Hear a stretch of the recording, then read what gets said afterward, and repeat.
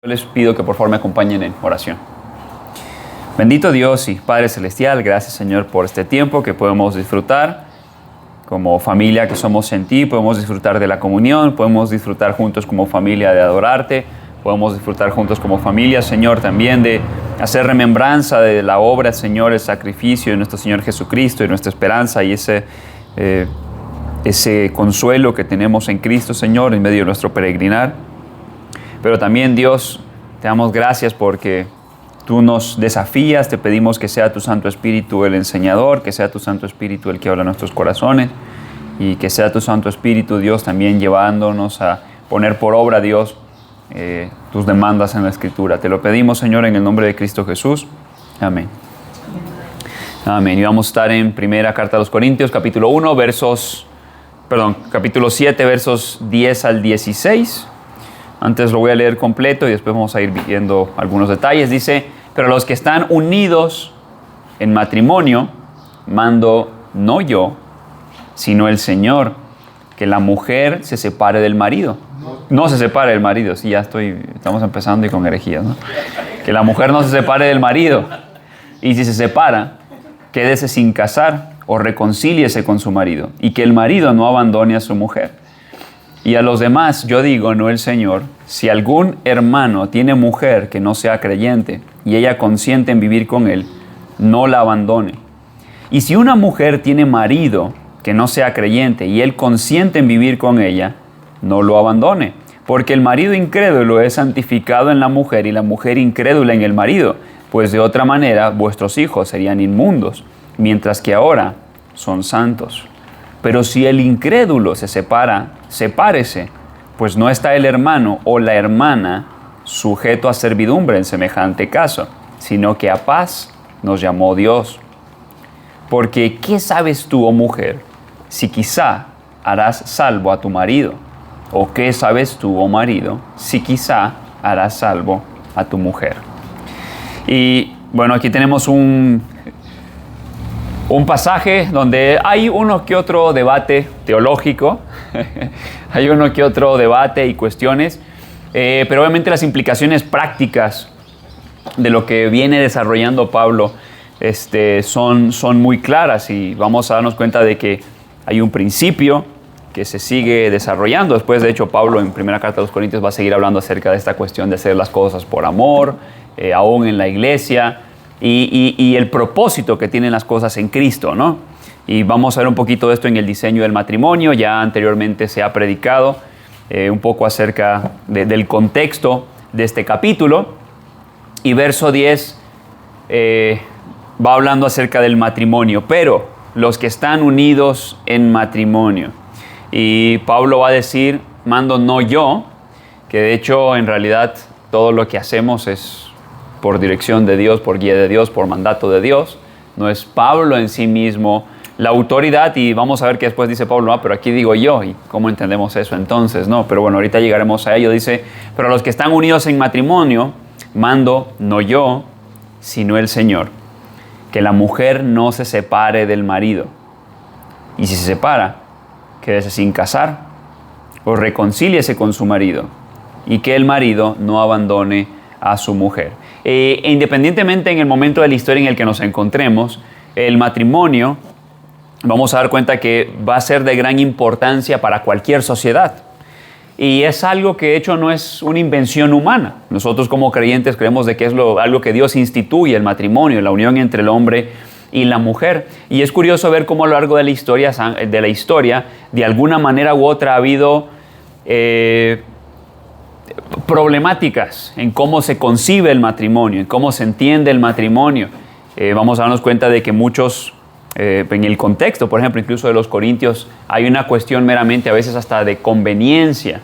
Y la razón por la cual luego el matrimonio se manejaba por una cuestión de conveniencia es justamente por el hecho de que si al final, como ya hemos mencionado en otras ocasiones, si nosotros quitamos a Dios de la ecuación, pues al final, ¿qué nos queda para determinar lo que es bueno, lo que es malo, el propósito, el sentido de las cosas? No hay nada de eso. El doctor Gary Sjogren, en cuanto al contexto cultural, una de las cosas que menciona es el lenguaje de divorcio debe entenderse en el marco del mundo grecorromano. tanto hombres como mujeres podían obtener el divorcio. No solamente el hombre, la mujer también podía, tanto hombres como mujeres podían obtener el divorcio. Era un asunto privado. Normalmente, no un tema ventilado en la corte. Podía llevarse a cabo por mutuo consentimiento o por abandonar o echar al cónyuge. El hombre le devolvía la dote a la mujer, que al final era algo que se daba para su mantenimiento. Y dice, de ahí que el pronunciamiento latino común para el divorcio era cuando el esposo decía, tuas res tibi habeto, que es, tome sus cosas y váyase. Así terminaba, así era el divorcio. ¿Ok? El divorcio era algo tan sencillo como una pronunciación que se traduce en tome sus cosas y váyase. ¿Ok? Aquí tiene su dote, aquí están sus cosas y uno de los dos se iba. Por lo general, ¿quién creen que se iría en este contexto? ¿Ah? El más inocente. ¿Quién sería? Bueno, ninguno. Por lo general, la mujer sí habían ciertas normas en el grupo grecorromano, en el mundo grecorromano, como para salvaguardar algunas cosas de la mujer, pero en el matrimonio había una cuestión de mera conveniencia.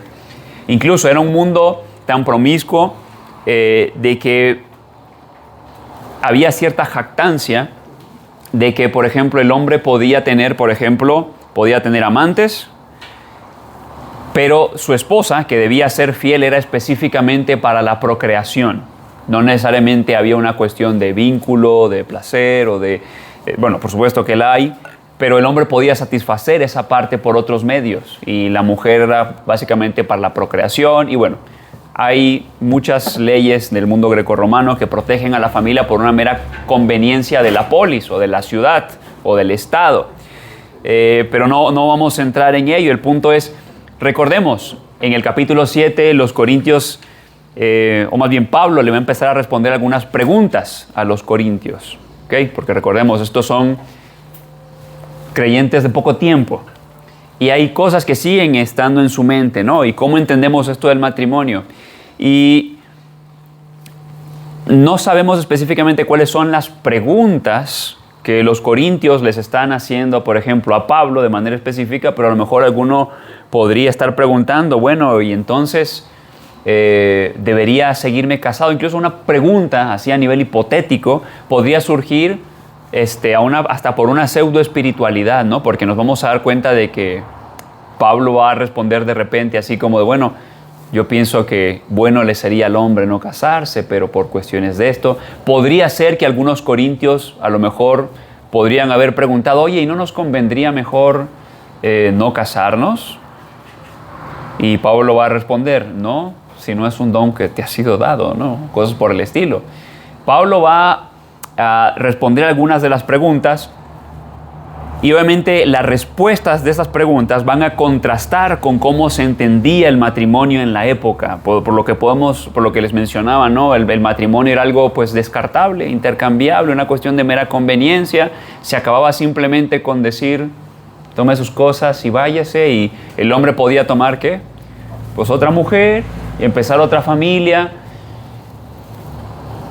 Y Pablo va a dejar claro que el divorcio no era algo que el cristiano debería considerar. ¿Ok?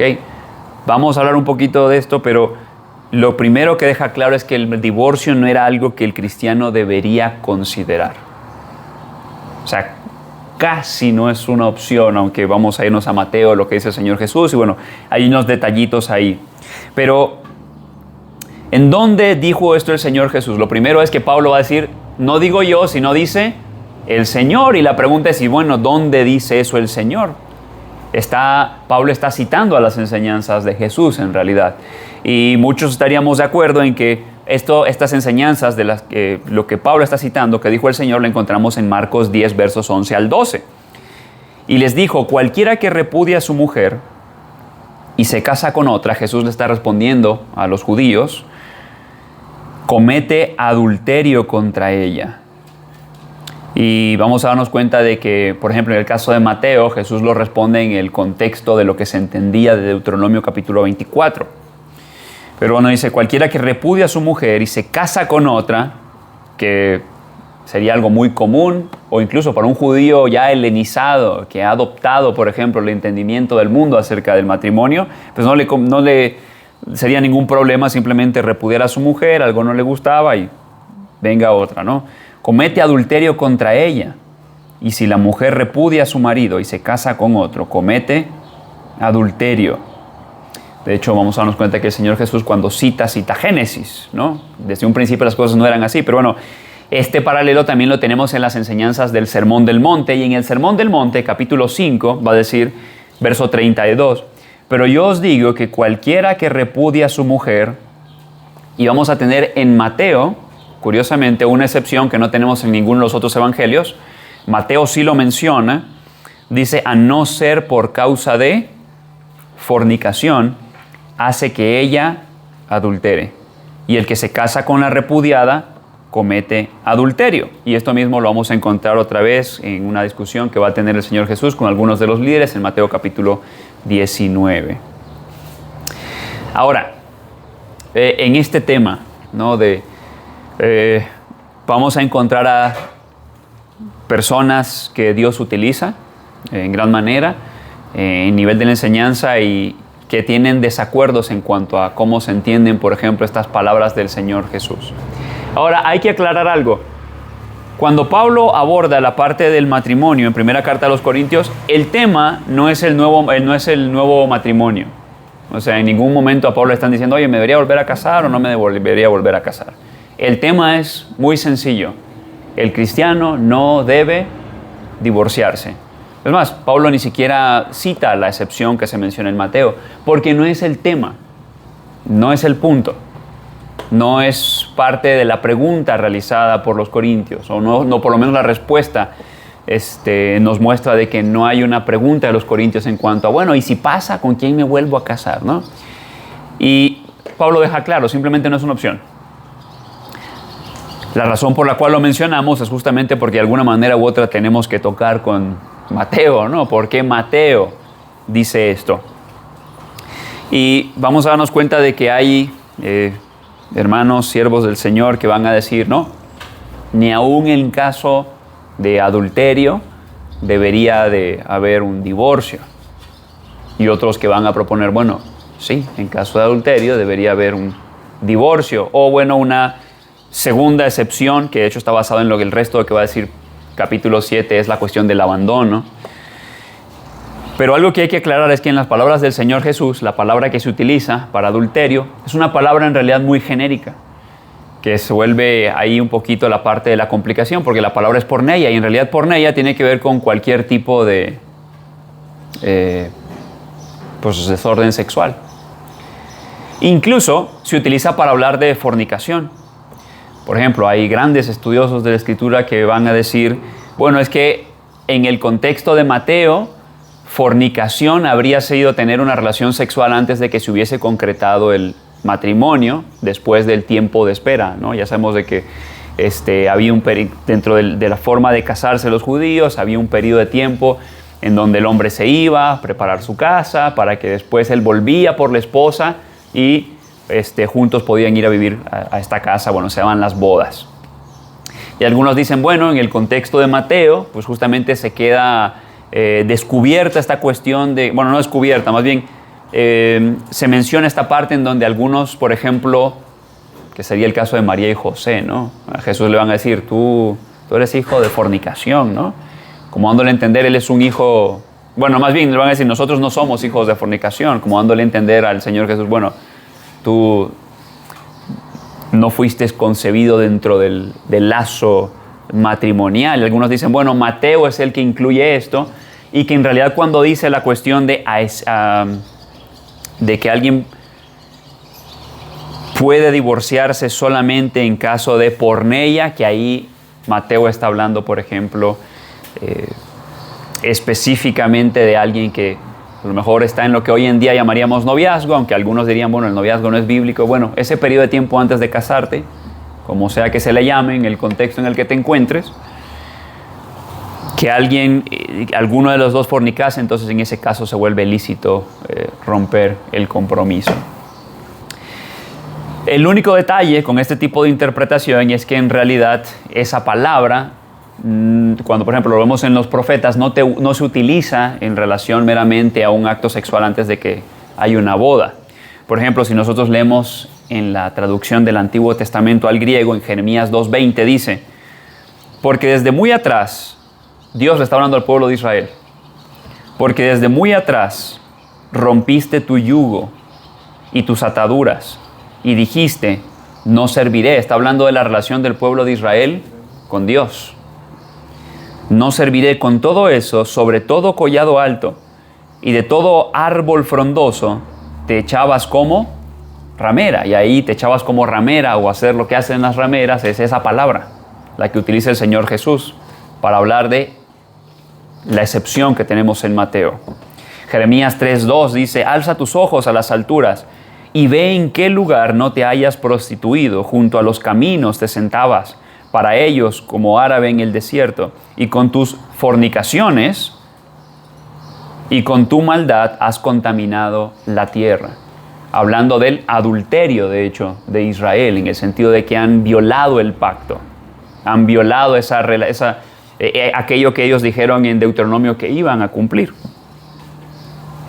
Ezequiel también lo va a utilizar en la Septuaginta: pero confiaste en tu hermosura y te prostituiste a causa de tu renombre y derramaste tus fornicaciones, es la misma palabra, estando en esa relación de pacto, a cuantos pasaron, suya eras. Y en Oseas también tenemos esto: ni tendré misericordia de tus hijos porque son hijos de, dice en la Reina Valera, prostitución. En realidad en la Septuaginta habla de, son hijos de porneia, de adulterio. Se ha violado el pacto. Entonces, no es el contexto de primera carta a los Corintios hablar de si es posible de dar detalles o dar todas las excepciones. Pablo lo que quiere dejar claro es: no te divorcies. Pero aclaramos de que en un contexto más amplio está esa excepción que el Señor Jesús dice solamente en dado caso de porneia o adulterio. Y algo que hay que aclarar es que el Señor Jesús tampoco está enseñando es que aunque hubiese eso, lo primero que tienes que hacer es divorciarte. Por supuesto que no. Porque de hecho, si nosotros vemos cuál es la actitud de Dios a lo largo de toda la Escritura con su pueblo infiel, ¿cuál es la actitud de Dios con su pueblo infiel? Es buscarlo, ¿no? Y de hecho en el mismo contexto de Oseas es curioso, ¿no? Y Misa ya predicó acerca de Oseas, ¿no? Esta parte de, bueno, ve y cómprala. O sea, ya había sido tu esposa. Bueno, es tu esposa. Se va. Porque en la historia de Oseas nunca hay una cuestión de, bueno, ahora repúdiala. O sea, en todo su desenfreno, ella va a terminar con otro hombre. Y es como que Oseas tiene que ir a comprar lo que es suyo. Y eso es en realidad lo que Dios hace con nosotros. Y Isaías, capítulo 46, lo dice con estas palabras. Dice: oídme, oh casa de Jacob, y todo el resto de la casa de Israel, los que sois traídos por mí desde el vientre, los que sois llevados desde la matriz y hasta la vejez. Es como hablando de todo el proceso de Israel, y dice: hasta la vejez, hasta lo último, yo mismo, y hasta las canas os soportaré yo. Yo hice, yo llevaré, yo soportaré y guardaré. Y a veces cuando analizamos el Antiguo Testamento, porque estamos citando cuestiones del Antiguo Testamento, a veces este tema de, bueno, si en el Antiguo Testamento de repente habían unas ciertas excepciones en cuanto a poligamia por cuestiones culturales, pero la realidad es que no. Y cuando a veces el Deuteronomio habla, por ejemplo, de, bueno, y en el caso de que tuviera otra esposa, siempre son cuestiones de casuística, no son cuestiones ni siquiera de que Dios está avalando que haya más de una esposa. Y cuando hablamos de casuística nos referimos a qué se va a hacer en el dado caso que. Porque de hecho en Deuteronomio Dios le va a anticipar al pueblo todo lo que va a ocurrir. Por ejemplo, Dios le va a decir al pueblo en Deuteronomio: y cuando pidan rey, bueno, háganlo de esta forma. Pero Dios, justamente, ¿qué va a decir cuando pidan rey? Que no debieron haber pedido rey. Pero Dios les está anticipando, cuando esto pase, bueno, procedan de esta manera. Pero el Antiguo Testamento va a dejar claro de que la unión, el matrimonio es la unión entre el hombre y la mujer, en unión de pacto, y que ese pacto debe ser un pacto perpetuo. De hecho, eso lo vamos a ver, por ejemplo, en Malaquías. Si nos vamos a Malaquías capítulo 2. Malaquías capítulo 2, versos 13 al 16, dice: Y esta otra vez haréis cubrir el altar de Jehová de lágrimas. Dios le está diciendo al pueblo, y en particular les venía hablando de los sacerdotes. Anteriormente dice: y esta otra vez haréis cubrir el altar de Jehová de lágrimas, de llanto y de clamor. Así que no miraré más a la ofrenda para aceptarla con gusto de vuestra mano. Mas diréis, ¿por qué? ¿Por qué ya no voy a aceptar la ofrenda de ustedes? Dice el Señor. Porque Jehová ha atestiguado entre ti y la mujer de tu juventud, contra la cual has sido desleal, siendo ella tu compañera y la mujer de tu pacto. O sea, yo estoy contra ustedes porque ustedes no han sido fieles al pacto matrimonial, cosa que Dios ya había mostrado como Él es en su relación de pacto, ¿no? El pueblo no ha reflejado el carácter de Dios. A lo largo de todos los profetas, Dios siempre le va a cuestionar al pueblo cómo ellos no proceden conforme a su propio carácter, ¿no? Cuando Dios dice en Oseas, misericordia quiero y no sacrificio, es porque Dios manda en su ley que se haga misericordia. O cuando Dios, por ejemplo, dice, no habéis cuidado a la viuda, al huérfano, es porque habla la Escritura de cómo Dios está preocupado por el necesitado. Y ahora en cuanto a cuando el pueblo ha sido desleal, dice, ya no voy a escuchar sus oraciones, porque Jehová atestigua entre ti la mujer de tu juventud, contra la cual has sido desleal, siendo ella tu compañera y la mujer de tu pacto. ¿No hizo él uno? Ahí está. O sea, el mismo profeta dice, Malaquías va a decir básicamente lo que dijo el Señor Jesús en Mateo, ¿no? De que Dios hizo uno. ¿No hizo él uno, habiendo en él abundancia de espíritu? ¿Y por qué uno? Porque buscaba una descendencia para Dios. Guardaos pues en vuestro espíritu y no seáis desleales para con la mujer de vuestra juventud, porque Jehová, Dios de Israel, ha dicho que Él aborrece el repudio.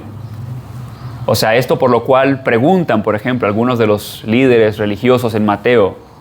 Malaquías dice, Dios aborrece el repudio. Dios aborrece la violación del pacto, la desvinculación de ese pacto. Y al que cubre de iniquidad su vestido, dijo Jehová de los ejércitos, guardaos pues en vuestro espíritu y no seáis desleales. Entonces, la forma en la que lo trata el Nuevo Testamento es una relación, o debería ser una relación indisoluble, porque el matrimonio debe ser, como dice Efesios capítulo 5, un reflejo del amor de Cristo por su iglesia. Y es curioso incluso cuando Pablo, por ejemplo, habla en Timoteo, dice, si vosotros fuerais infieles, Dios permanece fiel. Y al final absolutamente todo lo que hagamos siempre tiene que ser un reflejo de carácter de Dios en absolutamente todo lo que hagamos, en todo nuestro vivir, nuestro matrimonio. Y una vez más, los corintios tienen esta percepción probablemente del mundo, del matrimonio, y ellos tienen dudas. Y a veces, como les digo, las dudas se pueden hasta intentar cubrir de pseudoespiritualidad, ¿no? O sea, en la cuestión de, bueno, y ¿será entonces mejor que no nos casemos? O sí, bueno, Pablo va a dejar claro de que a Dios, a cada quien le ha dado su propio don, su propio carisma, o sea, y ese es el detalle. Tanto la soltería como el matrimonio es algo que viene ¿de quién? De Dios. Y que se ha de reflejar el carácter de Dios en el estado en el cual la persona se encuentra, que es algo que ya se venía, y bueno, y seguirá hablando Pablo posteriormente. El estado en el que cada uno se encuentre debe ser utilizado para glorificar a Dios. Después va a hablar de eso, ¿no? El que es esclavo, que es como no procure, pero si se da la oportunidad, pues tú libérate, etcétera. Pero eso próximo domingo. Ahora, Alguien podría decir, por ejemplo, esto que enseña Pablo y que enseña Jesús acerca del matrimonio, pues es algo muy difícil, ¿no? De hecho, cuando el Señor Jesús enseñó sobre esto, en Mateo capítulo 19, esa fue la respuesta de los discípulos. Y los discípulos van a decir, bueno, si así es la cosa, pues no conviene casarse. ¿Por qué? Porque ellos, recordemos, ellos estaban... Porque luego uno se imagina, bueno, es que los judíos ahí cumpliendo la ley no cumplían nada de la ley. Porque para el tiempo de Jesús los judíos también ya estaban acostumbrados a qué hacer. Pues si no le gustaba a su esposa, la repudiaba. O sea, procedían de la misma forma que los mundanos. Y algo triste es de que no es algo extraño ver hoy en día gente que se dice cristiana y hacer lo mismo. Incluso predicadores famosos, no vamos a decir nombres, pero predicadores famosos que ya han tenido varios matrimonios sin mayor explicación. ¿Y qué es lo que va a decir Malaquías? Dios aborrece el repudio. ¿Y qué es lo que va a decir el Señor Jesús?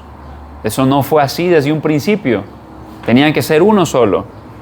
Y los discípulos respondieron, Señor, esta palabra es difícil. Ahora, nosotros vimos que en Mateo, eso aparece en el contexto del Sermón del Monte. Entonces, lo que el Señor está pidiendo aquí, en cuanto al matrimonio, es parte también de una serie de enseñanzas que el Señor Jesús viene dando, no solamente en cuanto al matrimonio, sino también en cuanto a mi relación con otros.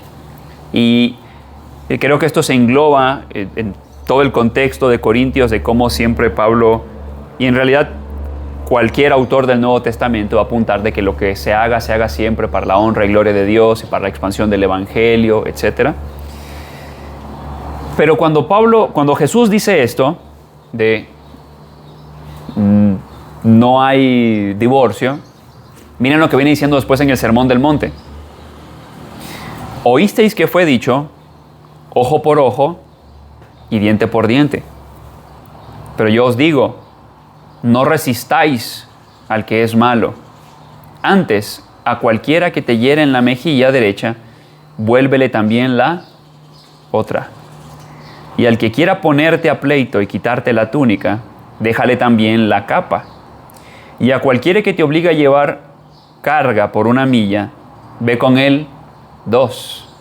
Y bueno, dice, el que te pida, dale, y al que quiera tomar de ti prestado, no lo rehuséis. Y bueno, empieza a dar más enseñanzas. ¿Por qué digo esto? Porque si el Señor Jesús está diciendo que aquellos que son miembros del reino de Dios, ciudadanos del reino, deben hacer esto por sus enemigos. De hecho, permítame, voy a terminar de leer. Dice, oísteis que fue dicho, amarás a tu prójimo y aborrecerás a tu enemigo. O sea, es lo que viene diciendo después de lo que dijo del matrimonio, de que no se puede uno divorciar. Pero yo os digo, amad a vuestros enemigos, bendecid a los que os maldicen, haced bien a los que os aborrecen, y orad por los que os ultrajan y os persiguen. Y luego dice, para que seáis hijos de vuestro Padre que está en los cielos. O sea, ¿qué evidencia que el amor de Dios esté en nosotros? ¿Qué evidencia que somos ciudadanos del reino de Dios? Que estas cosas se reflejan en nosotros. Y dice, para que seáis hijos de vuestro Padre que está en los cielos, que hace salir su sol sobre malos y buenos, y que hace llover sobre justos e injustos. Y luego dice, porque si amáis a los que os aman, ¿qué recompensa tendréis? ¿No hacen también lo mismo los publicanos? O sea, está hablando de los corruptos. Y si saludáis a vuestros hermanos solamente, ¿qué hacéis de más? ¿No hacen también así los gentiles, los paganos? Sed pues vosotros perfectos, como vuestro Padre que está en los cielos es perfecto. Entonces,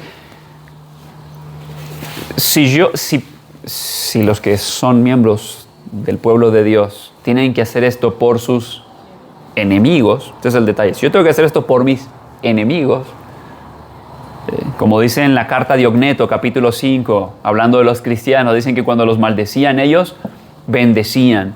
Si yo como cristiano tengo que bendecir al que me persigue, si tengo que decir como Esteban, Padre, perdónalos. Si eso hago por mis enemigos, ¿cuál debería ser mi actitud con aquel o aquella con quien yo estoy en una relación de pacto? Y esto lo digo ¿por qué? Porque en cuanto a este tema, mis amados hermanos, hay un montón de contenido. Y de repente hay párrafos y párrafos y párrafos tratando de explicar cuáles serían las excepciones. Y no me malentiendan, el Señor Jesús da una excepción. Y esa excepción es una concesión. Pero podemos nosotros ver de que incluso Dios no tomó esa. Porque ¿cuántas veces Dios no tomó esa excepción con nosotros? Porque ¿cuántas veces nosotros le fallamos al Señor, somos infieles? Porque el punto no es simplemente aquí hablar sobre el matrimonio, es una vez más, esto sigue siendo un reflejo ¿de qué? Del carácter de Dios. Y cuando nosotros vemos lo que Dios pide para sus hijos, para su pueblo, es lo que Él ha hecho también por nosotros. Y como les digo, uno puede encontrar párrafos y párrafos y párrafos. Mira, si es por aquí, pues aquí sí se puede uno divorciar. Si es por acá, pues igual y se podría llegar a justificar. Específicamente en primera carta de los Corintios no aparece ninguna opción. Y cuando Jesús habla de la excepción, nosotros sabemos de que en la historia Dios no tomó esa excepción por nosotros. Y luego entonces hay una indicación en cuanto al matrimonio, de cómo los corintios debían de vivir en este mundo impío, algo muy contrastante a cómo los paganos vivían el matrimonio. Bueno, ahora el cristiano tenía que vivir contrario obviamente a este mundo. Por eso la preocupación que nos debería dar cuando cristianos quieren tomar la vía fácil a lo que no debería ser algo siquiera considerable. Y luego hablar, bueno, ¿y qué pasa si tenemos a unos casados con inconversos, ¿no? A lo mejor yo sería espiritual dejando al inconverso, ¿no? Un corintio podría decir eso, ¿no? Imagínate, es recién creyente y el Señor Jesús dijo, el que no ama padre o madre más que a mí, no es digno de mí. El que no ama hijo o hija más que a mí, no es digno de mí. Así que, bueno, Señor, yo por ti dejo a este que ya me tiene harto, ¿no? Y te sigo a ti. Hasta alguien podría tratar de vestirlo de espiritualidad, ¿no? Estos corintios recién convertidos.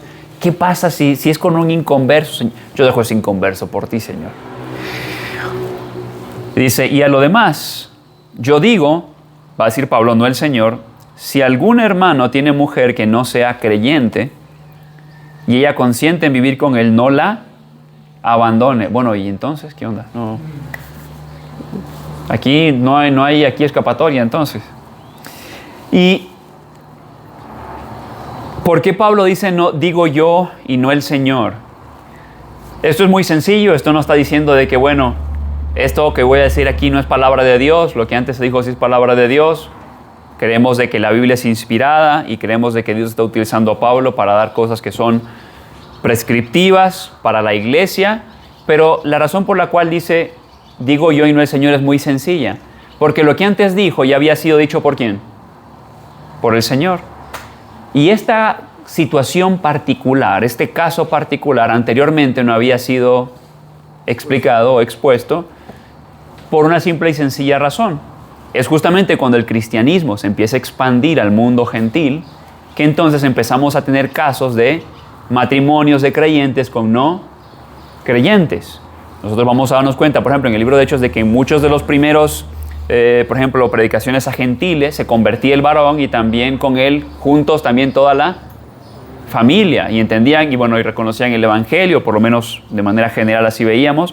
Pero llegan a haber casos en donde pues la esposa escuchaba el evangelio y ya creía en el Señor, pero él no. ¿Y qué se hace en esos casos? Bueno, ahí es donde Pablo dice, digo yo y no el Señor, en el sentido de que no hay una indicación previa a esta situación particular, pero obviamente es prescriptivo para nosotros también como creyentes, porque hay este tipo de situaciones en iglesias. Yo creo que todos o casi todos podemos llegar a conocer.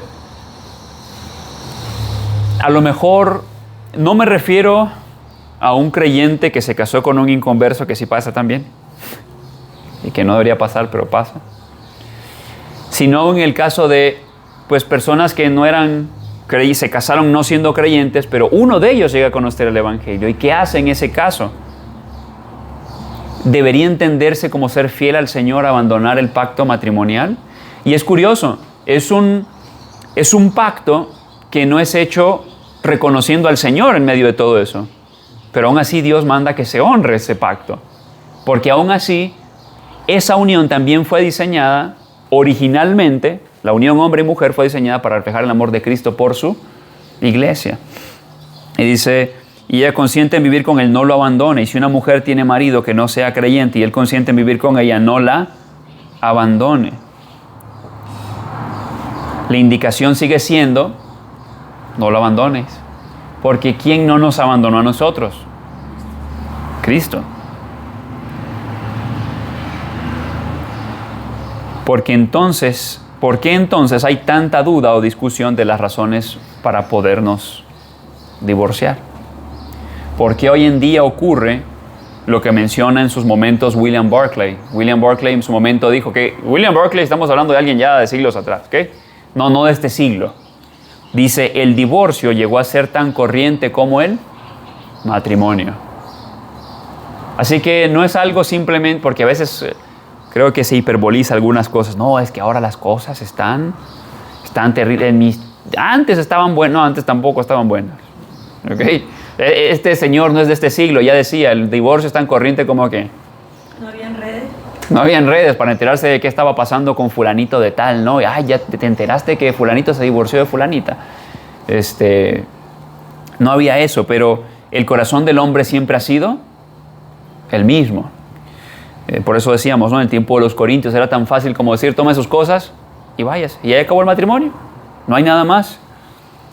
Esta percepción corriente del divorcio se da por nuestra percepción también corriente del matrimonio. Y lamentablemente muchos... Yo no sé si ustedes alguna vez han escuchado esto. Yo lo llegué a escuchar, ¿no? ¿Alguna vez ustedes escucharon, por ejemplo, a un padre decirle a su hija, hija, usted no tiene que depender de ningún hombre. Así que usted prepárese porque usted no sabe el hombre que le va a tocar? ¿Alguna vez escucharon eso? Yo lo iba a escuchar. ¿Y saben cuál es el detalle? Que allí, ¿qué es lo que ya se está asumiendo? El divorcio ya se está asumiendo. O sea, ya se está normalizando ¿qué cosa? El divorcio. Y uno dice, bueno, cuando se dice, pues que usted no sabe el hombre que le va a tocar. Miren, por supuesto que nosotros, ¿quién podrá entender sus propios errores? Nadie, dice el Salmo 19. Líbrame, le dice al Señor, de los que me son ocultos.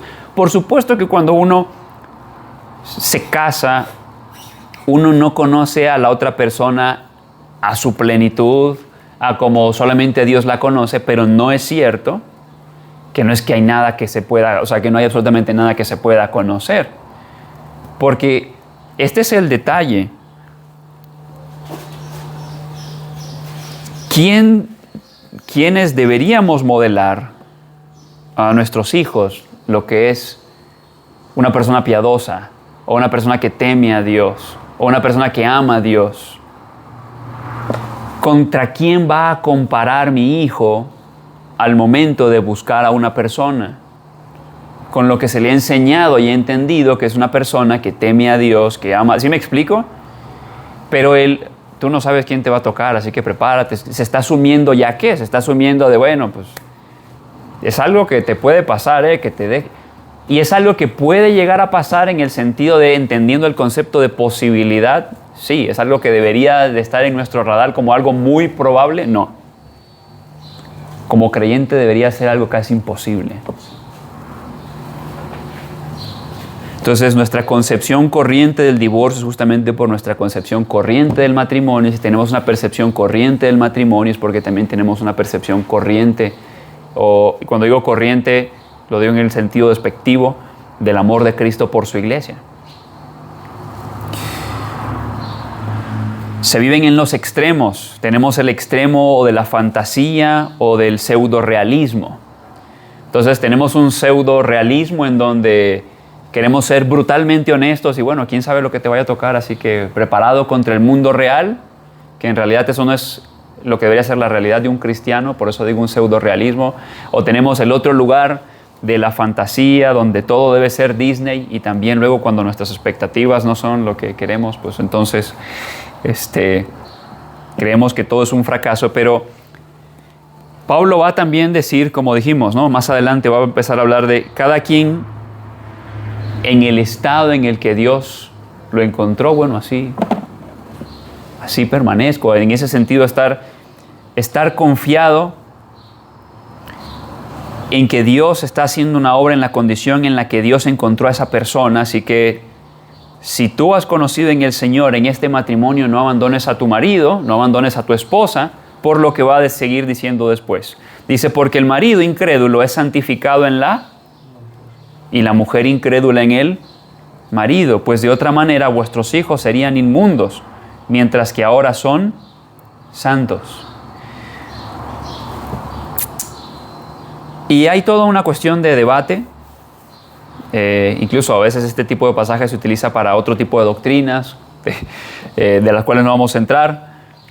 Ahorita, por ejemplo, cómo hablamos de la influencia espiritual de los padres a los hijos, en la cuestión por ejemplo, incluso de teología del pacto, etcétera. No vamos a entrar en ello, pero a nivel general lo que está hablando Pablo aquí es de la influencia espiritual que debe tener el creyente en su familia. En realidad lo que está diciendo Pablo aquí no es algo muy diferente a lo que tenemos en 1 de Pedro capítulo 3, versos 1 al 7, cuando dice: asimismo, vosotras mujeres, estad sujetas a vuestros maridos, para que también los que no creen a la palabra sean ganados sin palabra por la conducta de sus esposas, considerando vuestra conducta casta y respetuosa. Y la pregunta es, bueno, ¿cuando vea qué cosa? Y luego empieza a describir.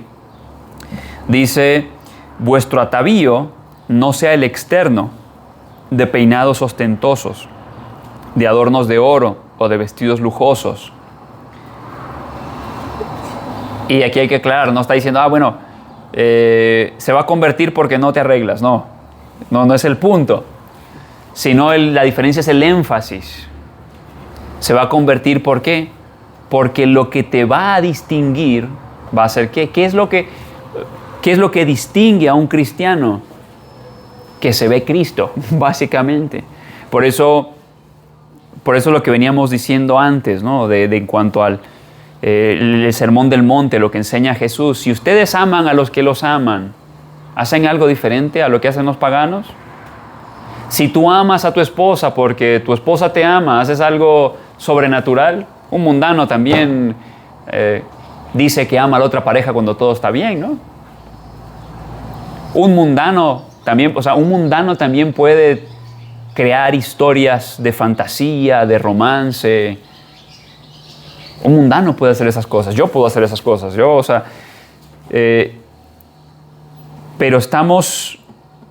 Pero yo como cristiano reflejo a Cristo no cuando hago lo mismo que hace el mundo, sino cuando vamos más allá y amamos, aun cuando a nivel sentimental sentimos que no hay razones para amar.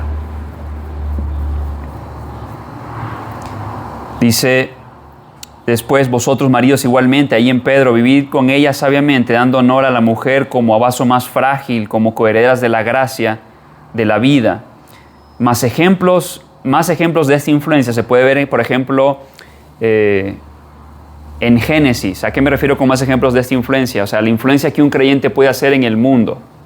Cuando le dice, por ejemplo, a las mujeres de que no abandonen a su marido incrédulo, o viceversa, porque con su conducta pueden ser un ejemplo. Ejemplos de cómo personas que temen a Dios pueden ser un agente de cambio en su entorno. Lo vemos, por ejemplo, en Génesis, Génesis 18. Génesis 18 es antes de la destrucción de Sodoma y Gomorra. Y es algo muy curioso porque Dios va a decirle a Abraham justamente lo que va a hacer, que es que va a hacer juicio contra Sodoma y Gomorra. Y cuando Dios le dice esto a Abraham, Abraham va a decir, Señor, tú no harías que el justo muera justo con el pecador, ¿no? Dice, y se acordó Abraham y dijo, ¿destruirás también? Y se acercó a Abraham y dijo, ¿destruirás también al justo con el impío? Quizá haya 50 justos dentro de la ciudad. ¿Destruirás también y no perdonarás al lugar por amor a los 50 justos que estén dentro de él? Lejos de ti el hacer tal que hagas morir al justo con el impío y que sea el justo tratado como el impío, nunca tal hagas. Ahora, evidentemente el contexto es algo diferente. Pero ¿qué es lo interesante? Que Dios va a decir, si hubieran 50 justos en la ciudad, yo no destruiría esa ciudad. O sea, que incluso habría más tiempo para esta ciudad por el solo hecho de que existe gente que teme a Dios, que vive ahí y que son justamente esos heraldos del Dios verdadero en esa ciudad. Y nos vamos a dar cuenta que el juicio viene ¿cuándo? Cuando ya no hay ni 10 justos. Y de hecho es lo mismo que pasa en tiempos de Noé. Cuando ya no hay ni 10 justos, ¿qué es lo que viene? El juicio. O sea, cuando ya no hay esa influencia espiritual en medio, ya no hay más para ese lugar. ¿Y qué es lo que viene? Juicio. Mateo 5:13, por ejemplo, en el Sermón del Monte dice, vosotros sois la sal de la tierra. Pero si la sal se desvaneciere, ¿con qué será? Salada. No sirve más para nada, sino para ser echada fuera y hollada por los hombres. Y curiosamente, en el Antiguo Testamento hay un término que se utiliza luego, que es pacto de sal, que es justamente para hablar de un pacto de preservación, o un pacto perpetuo a veces. Y podemos decir, o personalmente creo que cuando el Señor Jesús dice que vosotros sois la sal de la tierra, es hablando de aquellos que son miembros del reino.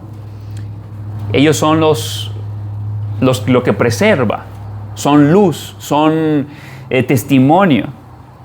Pero si la sal se desvaneciere, ¿con qué será salada? No sirve más. O sea, aquello que ya no tiene aquello que es sal, ya no sirve para nada, dice, sino para ser echado fuera y ser hollado. Y esa es la misma palabra que se utiliza en el contexto de los profetas para hablar algo de que está a punto de ser arrasado o destruido.